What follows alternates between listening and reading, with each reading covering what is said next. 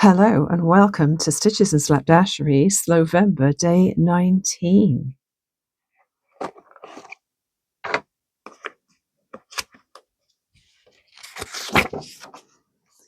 Make a wind chime with 2 twigs, some string and pine cones, beads, rocks, etc. Now let me think. What are we going to make a wind chime out of? It's not going to chime, I don't think. I have 2 sticks that I can tie together like that. I have some string, which I can use to tie it all together. Maybe make a hanging loop of some kind. It would be nice to hang this outside, but I'm not sure where yet. Maybe on the maple tree. Actually, if I was to hang it from the maple tree, I would be able to see it from the window of my sewing room. That would be cute. But I might want to put it somewhere more sheltered, like my deck. But I'll cross that bridge when I come to it. I have 3 pine cones that I collected a while back, and they've been sitting in my sewing room patiently, waiting for me to think about what to do with them. I've got some of my pressed leaves. I have some beads left from my dragonfly project. I also have some wooden beads, don't I? Some plain wooden beads and some ceramic ones. So I'll grab those in a minute. The other thing I was thinking I could do is to use one of these old-fashioned clothespins and make a little fairy, a bit like the angel I made at the craft day I had with my friends last week, but in a different colour. And I could paint a little face on it, maybe. I have lots of tulle. I can give it some wings, and maybe I could hang that from it as well. So let's see how that comes together. I found my wooden beads. So I'm just going to slide all of those over to one side for a minute because I need to start with my twigs. We used to have wind chimes hanging on our deck. Very, very clangy ones. I'm sure the neighbours weren't that impressed. Because, yes, they were quite loud. I think some of the nicest ones are made of bamboo. And they just have a nice sound without being, what's the word, dissonant, maybe really loud on a windy day. So I'm going to start with my hanging loop, I think, like so. I've got an even better idea. Let's start with the loop. I've cut a big long piece of the jute. I'm going to start with the middle of it as the loop, and then start tying.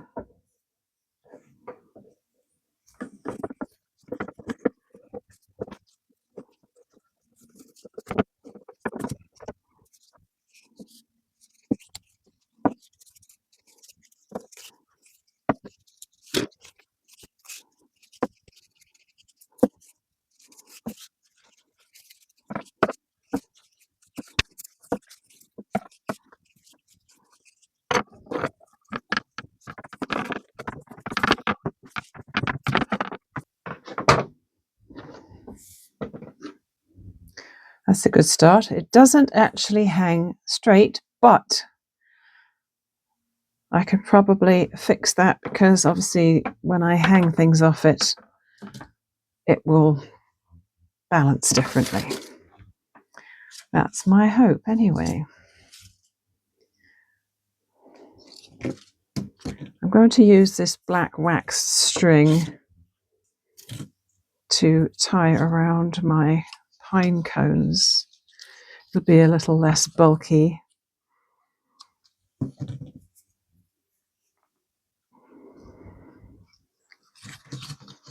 I don't think I'm going to be able to get them to hang vertically, but Do I want to hang them that way, or do I want to hang, oh, maybe that way?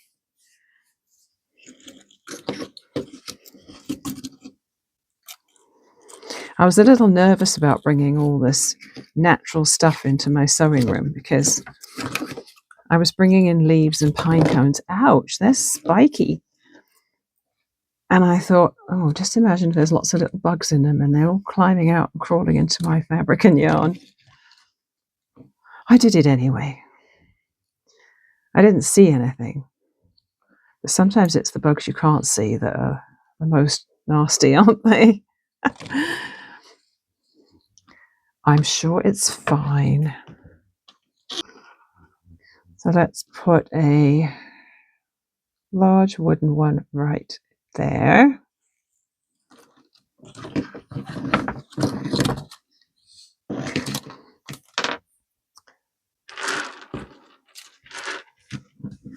And this color here.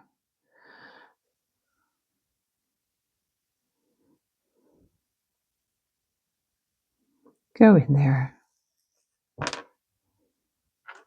Oh, that's a lovely green. Tealy. That's a teal, I would guess you'd call that.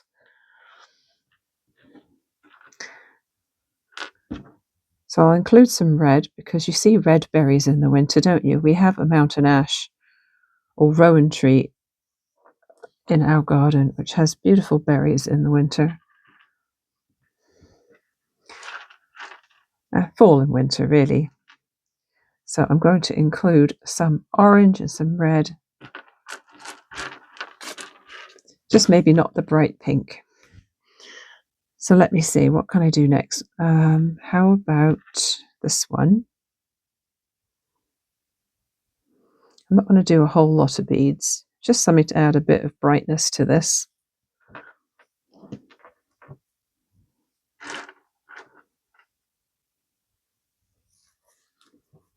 Something like that, maybe.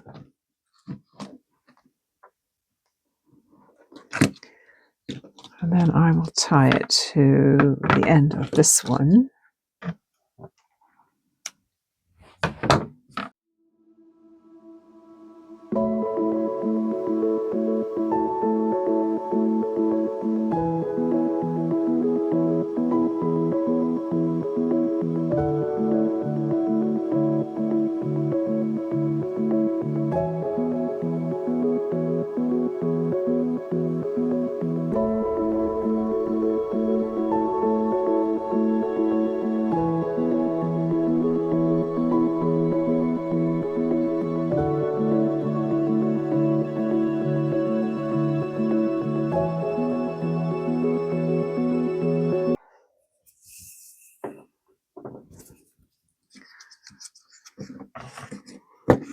Once I get my third pine cone on here, I am going to make a little fairy with that clothespin. I have found some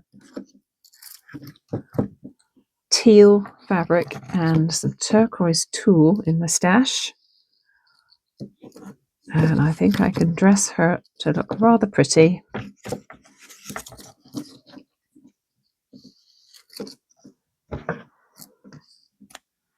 And then I want to paint a little face on the top.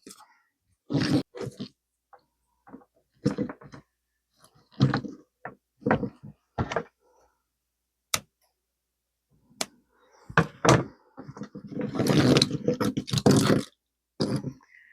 going to put that aside now and make my little fairy. I have some rather lovely teal embroidery thread there. I need a needle.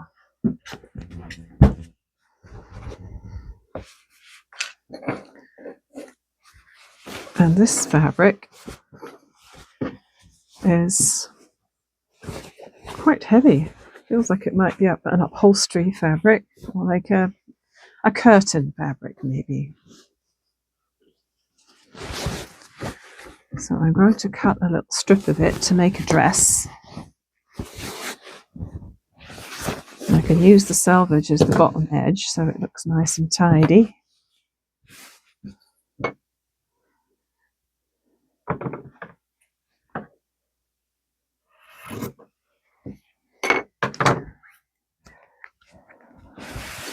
makes sense to use the fabric scissors here.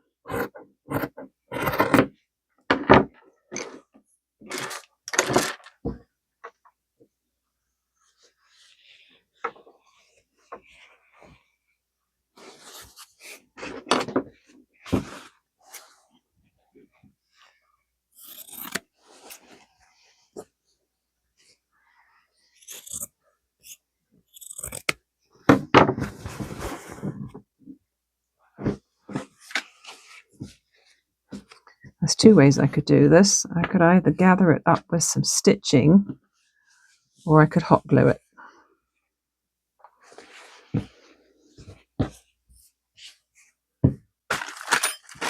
Or both.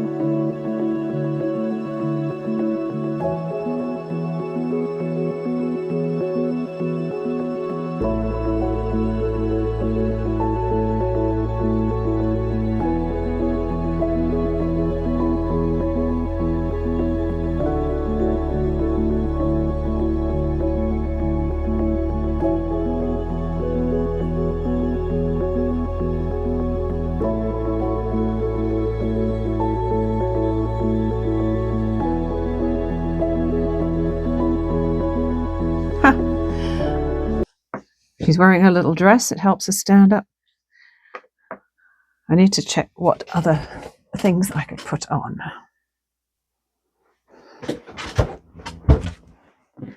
I rather like this pom-pom trim. I think I'm going to add it around the top.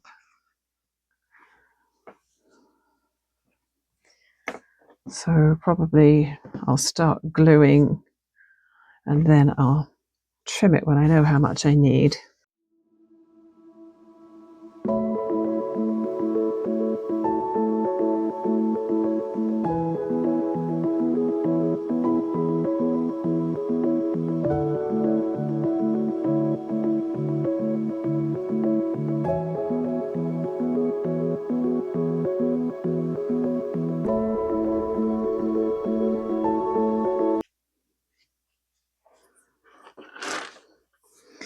Well, the pom-poms aren't very evenly distributed, and I'm going to have to hope I can still fit some wings on her.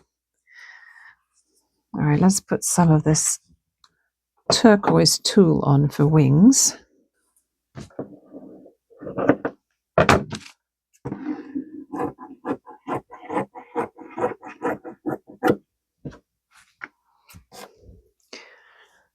You probably can't even see this stuff. I can barely see it, especially because my table is such a similar colour. There we are. I've done a rectangle of tulle.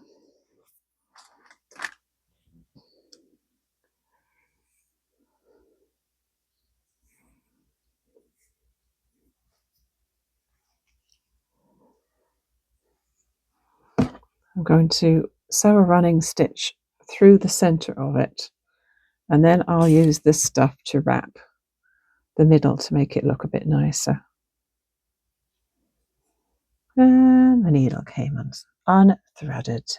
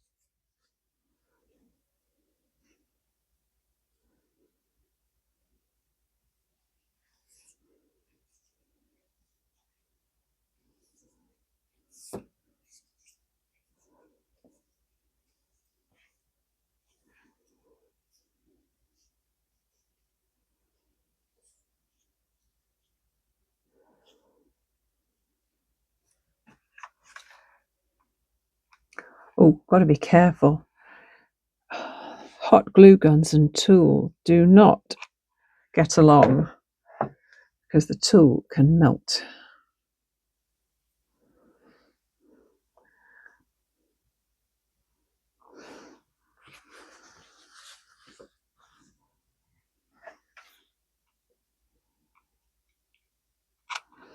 Nice big blob of glue there.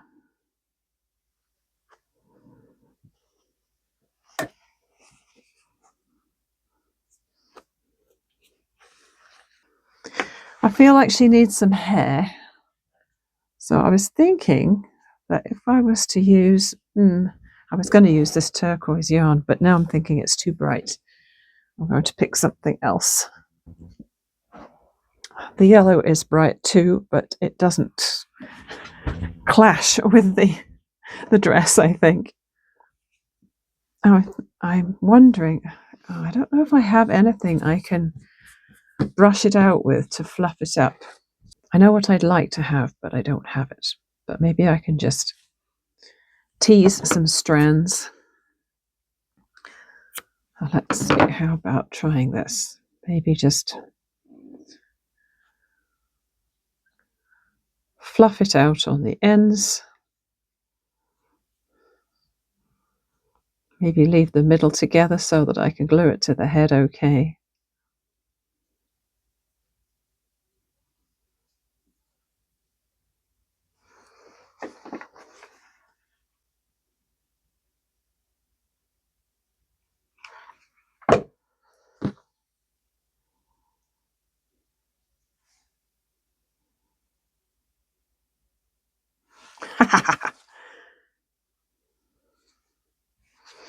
I rather like that. She needs a face. Let's just give her a little mouth or something. Now, I'm not sure how steady my hand's going to be with this, but let's hope for the best. This jar of water's been here for days. It seems to work well for having nearby in case of painting emergencies.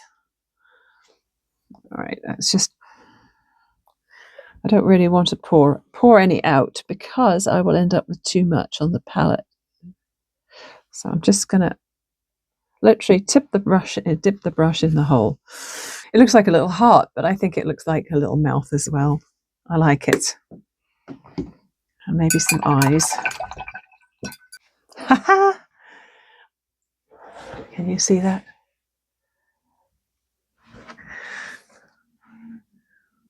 That's what you call minimalist painting.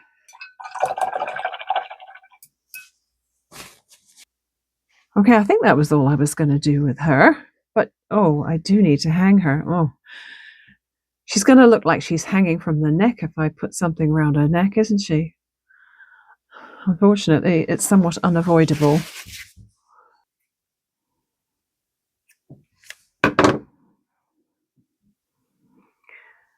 Now, she's actually got quite a bit of weight to her now that she's got her dress on and everything. So I'm going to attach her to this end of this stick. We are going to hope that she's got enough weight to balance out that pine cone. I think all that remains now is to attach some leaves, and they shouldn't add any appreciable weight.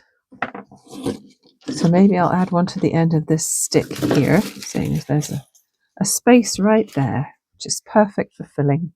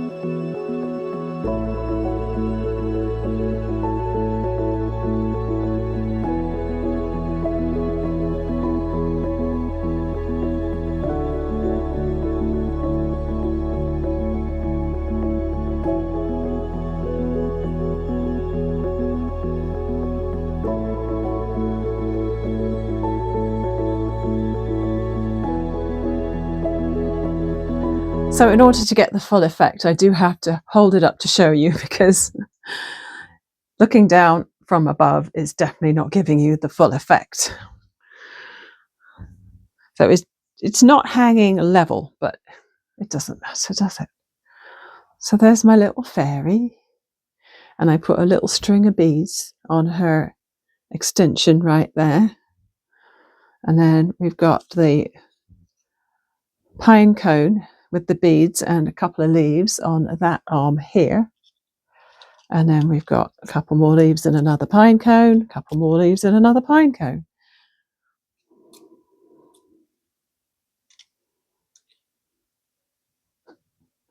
All done.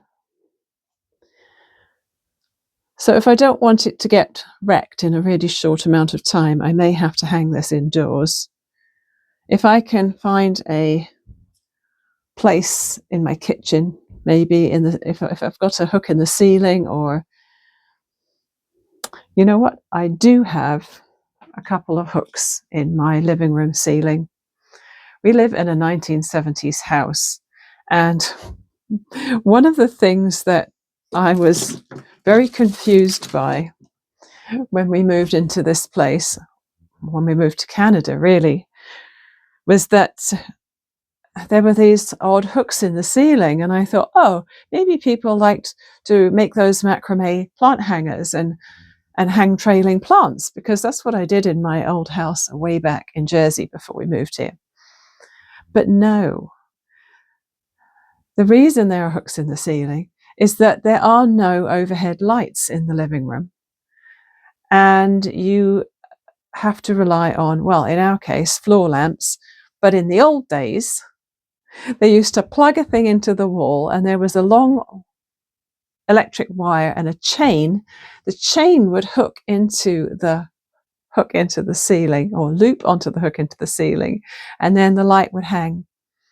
Why they couldn't just build in ceiling lights into a living room, I don't know. I mean, ceiling lights aren't always the most attractive of things, are they? But it just amazed me that there were no light fittings in the living room whatsoever. But I have hung my plants from them before. So I think that's what I will probably do with this little wind chime that's not a wind chime. What do you know? I have this hook in my kitchen ceiling I'd forgotten all about.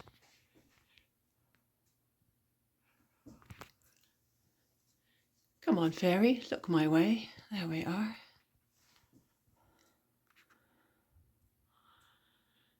So my wind chime can hang out here for a while. So I hope you enjoyed today's little craft. Do let me know if you make anything similar. I'm gradually working through the natural things that I have collected and brought into my sewing room. And yes, let's just say the vacuuming cleans up a lot of the clutter, because there's bits everywhere. I've got leaves and twigs and all sorts strewn all over the place.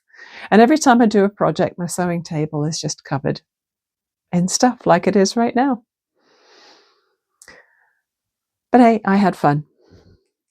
And I will see you again tomorrow with something else that's fun. Bye for now.